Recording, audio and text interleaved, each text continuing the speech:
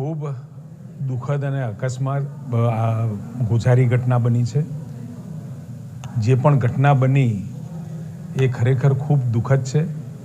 જે બાળકો અથવા તો જે લોકો એમાં એક્સપાયર થયા છે, ડેડ બોડી આપણે હાથમાં આવી છે અને સાથે આપણે રેસ્ક્યુ પણ 10 જણને કર્યા છે અને 2-1 જણ કદાચ લાપતા હોય એવી પ્રાથમિક આપણી પાસે માહિતી છે. બંનેને શોધવાનું કામ ચાલુ છે અને આપણી પ્રાથમિકતા અત્યારે જે 10 લોકોને આપણે રેસ્ક્યુ કર્યા છે એમની સારવાર માટે અને ઝડપથી એ લોકોને કોઈ પણ પ્રકારની તકલીફ ના પહોંચે એ આપણી પ્રાયોરિટી છે.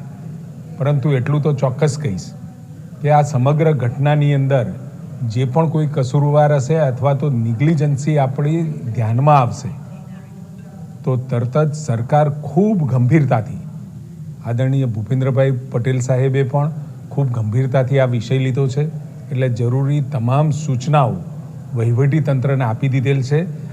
એક વખત પહેલાં જે પણ લોકો આપણને મળ્યા છે, રેસ્ક્યુ કર્યા છે, એમની પ્રાથમિક સારવાર એ આપણી પ્રાથમિકતા છે. સાહેબ, જે પરિસ્થિતિમાં મુકાયા છે, જે પરિવારોએ પોતાના સંતાનો ખોયા છે, એમને સ્વાભાવિક છે, દુઃખદ છે. ખૂબ જ એ પરિવારજનોને કેવી રીતે સાંત્વના આપી એ પણ આપણે શબ્દો ના જડે એવી પ્રકારની આ ઘટના છે.